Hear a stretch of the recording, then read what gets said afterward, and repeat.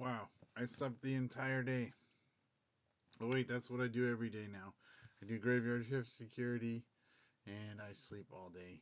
Um, I had these pretty high hopes that I was going to go out and about in town and do things for a couple hours in the middle of the day. That's happened like twice. I've been doing graveyard shift now for 2 months, I guess. I did the same set of posts during the day shift, and it's totally different uh, for a year, and then for like 3 years, I was at these other two gated communities. So I'm at Banks now, but we rove around. So we go to like multiple properties in one night versus staying somewhere all day. It's totally different. I do get stuff done during the day. I actually am awake for a few hours in the middle of the day, but I never feel like going anywhere. I have had to start doing these little workouts inside the house. I got this little app and has these little calisthenic workouts. I always go up and down the same like 5 pounds, so I'm like 3 pounds over that midline weight right now. Probably go down like 8 pounds from here, up and up down. That's not. I don't know what that is even. I feel like I eat the same, but sometimes I'll eat more salt, and then like I feel like I have the weight in my body. When I drop some more pounds, but like every time I've dropped weight below where I am, I have to run and like jog and stuff. I am probably 25 pounds lower than my higher weight when I was working at the gas station, just eating freaking guacamole taquitos or takis, taquitos, guacamole takis. Those are good. Um, all that salt just like sticks in the body, but yeah, this is it now. I actually kind of like it driving around. I don't have to stand all day. My knees were killing me the first 2 weeks. Like it felt great the first week, and the second week it was like there was something. I think I was hyperextending my knees standing all day. I felt like all wobbly for like another week, and then now my for the last month or so, my knees have felt normal because I drive for about a half an hour every, and then do like 20 minutes of work and drive 20 minutes of work on the property. Um, yeah. It's been raining though, and so homeless people are like ducking in under doorways and stuff at the bank, so we have to tell them to go, and they're not happy about it. They get pretty mad. One of them took like 2 hours the other night. Last night, one of them took like only 5 minutes though. I don't know. I feel like in the dark, like I don't want to stay too close to the people, but I kind of have to like get the car up close and then just like order them to leave, but nicely and not back away. They take it as like as weakness, and I guess it's weakness. It's me not wanting to fight someone with unknown objects inside their sleeping bag or tent or whatever. Like I'm not getting in there to search to make sure they don't have weapons or something. But homeless people basically they're only gonna have like a stick or a knife or like a machete. I guess that would be a pretty bad thing for a top level for a homeless person to have. Guns are not the issue. Although I think about it sometimes, like because this guy had a toy Uzi and he pointed it at one of our supervisors, and our supervisor drew down on him immediately. But the guy didn't. He didn't actually point it all the way up at him. He like pulled it out, but the barrel was still down, and it didn't have an orange tip. And so, just like stuff like that, I kind of don't ever feel like looking away from their hands. Because I don't want to be the one dumbest security guy ever who's just like sitting there listening to the radio and gets shot like through the window waiting for some guy. It's just not highly likely. I do keep my eyes on the people rather than changing the radio stations. So I'm working on not flooding my supervisor's inbox with too many pictures of the same thing. I thought I was doing good documentary work. He said, you need to put less pictures in these reports. Like, okay, okay, I get it. I thought it was a different standard. When I was a process server, we used to have to take a lot of pictures, and a couple of these things, I thought they were trying to compile slightly larger collections of pictures of the individuals, but usually it's only once or twice. You have to tell someone to leave, and you don't see them again. They get the hint. We had a guy who they gotta stay away. It was like 15 times. He has whatever stuff going on. He's not as smart as other people. Um, so he just kept coming back. Everybody feels bad, like the police, the managers, me. But he gets really mad and starts yelling at people. So like, I had the video on, and I was like following him, and I took pictures out of it to try to show like how far of a track it took for him to. It took like 40 minutes, even without the police. He was yelling the whole time. I was just like, this is way too many pictures. Put 30 pictures of this guy in there. Like, yeah, I was trying to prove what type of way he was acting, how much need we have for the stay away order. Like, yeah, okay, only one. So I get it now. They want me to make the narrative report and then call it in. So it's good. It's every one of these types of posts where I've shifted after a number of years or a year or so, there's been an adjustment time period or switching businesses or switching similar businesses. You just have to dial in exactly how people want their reports. Which brings me to my business point. Docupletion forms.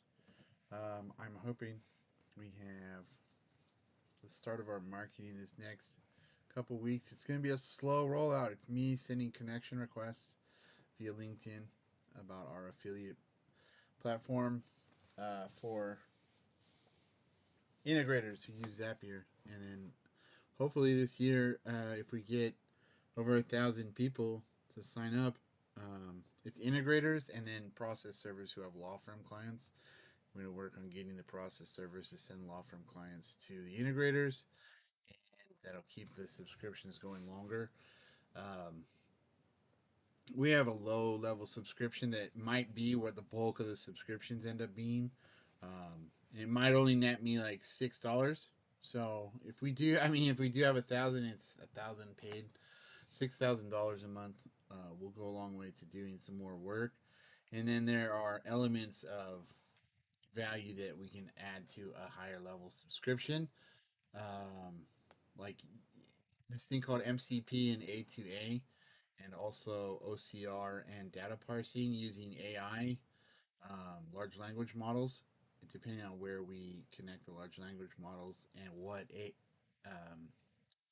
is agent to agent, MCP is it's like an API for I can't remember what MCP stands for. It's like an API for connecting to an AI type of large language model that gives the channels and the endpoints that an AI can connect into your program to then manipulate the program to save files and whatnot. So we basically have conditional data routing, so you can make a form with conditional logic that then puts the logic into what PDF documents are selected and completed. So it can be an agent AI that's communicating with like the MCP. It can be a third party agent communicating via the MCP that the agent's then communicating with like the AI drone or something. So if we do drone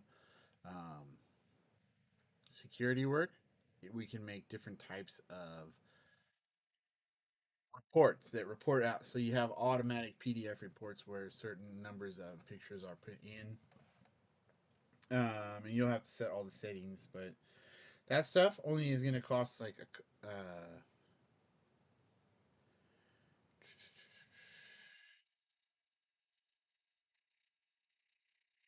$1,000 more a month, but it'll cost us between like ten to $30,000 to set up. So I mean, doing stuff like this it would be awesome to do this year. I feel like I'm always behind the power curve, but getting a bunch of subscriptions and law firms on board is the goal this year. And then maybe that's a back end thing. We're going to do security. SOC 2 is where we're headed. We're almost there. It takes certification. And then we're going to use Vanta. And then I don't know what way we'll go with MCP and A2A. Stuff sounds cool though because it takes a long time to put together. Oh, and then the OCR and then data parsing. You're gonna upload a document and then it'll come up with questions in reverse and help you make the contact form and the conditional logic. It take a lot of people don't get into it at all. I mean, it's a thing where integrators for $15 for their client, it's going to be a good solution for sending data into documents and then sending documents through Zapier or through the email, the native email, or through another email program via Zapier, or just into another program that receives PDF documents. And then data still routes through to whichever third party program you're connecting your data flow to. And we are connecting via Zapier now on the front side when this is done this next couple weeks from any program. So the endpoints are connecting on the front side. So you don't even ever have to see our contact form unless you are setting it up. So the integrators can set up part of the flow that has to do with what data that's incoming from a set of platforms in a integration sequence goes into the PDF documents. I've been working on this stuff for years, so I wasn't. I did security years ago when I was in the Marine Reserves, and um, graveyard shift security. You end up thinking about different types of security posts you can design, but now actually having a contact form, a data business item online that is turning into a viable business. It's just been me paying for bills for years and then doing other jobs. So you come up with things you want to try to do and like make different types of posts, but now things are a lot smaller and within reach with drone technology and software. So an alternative legal service provider kind of connects together because doing work for crime victims who have been human trafficking victims. These are things that pop up when private investigators rescue people from budget hotels. A lot of the time is where sex trafficking victimization occurs, and that's a security industry item. There's red flags that need to be taken into account, and they get ignored a lot of the time. So there's different settlements that have occurred, and I would like to design a system to track the red flags in the budget hotels. So it's like drones, but it's different sets of things. It's like if someone pays with cash or a prepaid debit, that's one red flag. If there's a large age disparity between um, the person renting the room and another person in there with them, and then there's frequent visitation of males, women, can facilitate the thing, so it doesn't have to be the same. Um, it can be male or female victims, younger people usually, and it's usually all males who come in like at night. It's dirtbag of a set of things that people do, but it's a common pattern everywhere. And like they'll try to walk in around the skirt around the edge of the fence and like go right in. They'll try to have outside doors. They'll try to prop open exit doors from hallways. You can track things like motion around the perimeter of the property, um, sameness of sex of people coming in as visitors, the lack people walking in and not driving in. Um, there's a whole bunch of things that aren't a violation of people's privacy because it's common area and it's private property. So they are the red flags that hotel industry professionals are trained to watch. But at budget hotels, they have a lot more work and a lot less people, and they get pulled into it sometimes. This is the horrible thing: is that people are complicit, they will take money and even sex in order to give a free hotel room to some sex trafficker. It can go on for years. Like these can be conspiracies that go on for years. It's really horrid. Nobody else notices that there's some kid that keeps getting shuttled from room to room every so often with a paper bag over their head. Like this is a really horrid case from New York that I read about. The paper bag thing and the person working at the hotel. So that's what I am working on the front side. I've been planning it while doing security and building my software is doing paralegal work for attorneys and attorneys who represent victims and also private investigators. And there's private investigation assistant work. So there's always software involved. I think to me it's been a twofold thing wanting to launch the software project. With my paycheck, I could pay for more work to do just direct paralegal work and research. We started a little nonprofit. We're starting a church set of volunteer projects. The Lutheran Mission Society of San Diego is helping me. Um, I just have my paid hourly job and I do my work and I show up at events and we're working on finding a nonprofit that our church denomination congregations can volunteer with.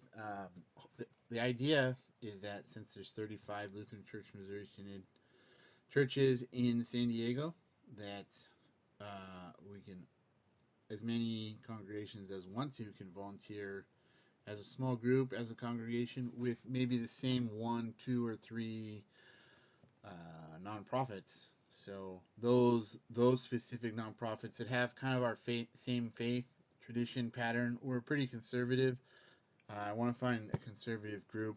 There is a sort of shift where these types of nonprofits have gotten little by little more secular and more progressive. And this isn't like an anti-war type of thing against helping any group that has a different belief system that's kind of phase shifted to the liberal side. But I mean, we want to help conservative groups because conservative and progressive groups all the whole thing about helping human trafficking victims is that groups help people no matter what their belief systems are, and so it is a common there's the common denominator of just getting throughput of donations and nonprofit volunteer work to the beneficiary class. So um, I don't want to make it a thing about that, but we are looking for conservative groups to volunteer with. Yeah, it's kind of interesting like that. I've been thinking this whole time my software would take off, or one or two of the marketing campaigns that I worked on for alternative legal service provider would work first, but the nonprofit um, activity of helping churches set up a volunteer activity, uh, it looks like it'll probably be together with no money supporting it, just volunteer work before anything else. So you think I'd have had more faith in that as an activity, as a religion major in college with some seminary, but I want to do this thing where we do paralegal work also. So like underneath it, I want to facilitate volunteer work where we help attorneys to save their dollar because they have to foot the bill for the pro bono work they do. So if we're also then volunteering to do paralegal work for them, it can maybe help them take on another client in a year. You know, something as small as that might not seem like a whole lot. Like, oh yeah, one attorney with one extra pro bono client. It's like that one starfish that gets thrown back in the sea. Like, well, there's a million starfish. Yeah, well, that one appreciates being thrown back in the sea. So, one more client with some help from an attorney can mean all the difference. People are all kinds of ages, have all kinds of different things going on. They need resources, housing, um, psychology, counseling. So as this thing develops, we're going to be finding more groups to donate to. Um, as we find more people to donate to us, and then we'll donate in a pattern that helps the different people who we know direct benefit nonprofit activities going on to help this beneficiary class. And routing data can be a big part of these types of operations. So I started as a youth minister in college doing Young Life. And I went to Cal Lutheran, studied religion, and just, I don't know, I've always had a little technology thing going on. I learned HTML when I was a freshman. Not very well. I used the GeoCities program and made this little JesusFish.org website about the proofs for God's existence. Well, I thought that was it. I had the ontological, deontological, unmoved mover. I remember I had like 5, 6 different arguments, um, different passages about Christ's divinity. It's still what I have now in Praxis Professional. I mean, I have these. I don't really actually have any arguments about God's existence. Uh, It's only about the resurrection and about why I don't think progressive hermeneutics and theology are correct. The way they sold me when I was younger, and then I little by little became unsold, doing different jobs because I couldn't pick a seminary direction because I didn't like anything well enough at the end of college because of how much I was sold and not sold on the historical critical hermeneutic and on progressive theology and or conversely parts of conservative theology. So I think what changed things for me um, is just seeing that I don't believe that the documentary hypothesis has the weight that they sell it. They sell it, sell it, sell it, sell it, and then every other class in theology and religion in a progressive school bases all these next layer of concepts on it being the case, and then so at some point the mind just goes boom, oh yeah, and accepts it, and like there's not really any proof for it the way they try to say there is from my perspective now. So, oh, that's my alarm telling me to get out of bed at 10 p.m. I woke up before my alarm. I was amazed because I actually slept all day. felt like making a vlog about it.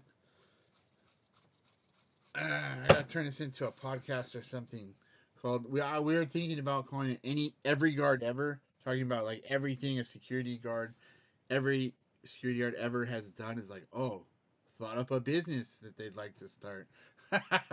Thought up some outside of the box investing activity. Thought up some new diet or some new exercise program. Like, right, we all do the same stuff, but I'm hoping my stuff comes to fruition this year. I'm sure there's probably only one of you who's watched all the way through this, and it's probably going to be me. Listening to my own self right after recording myself. All right.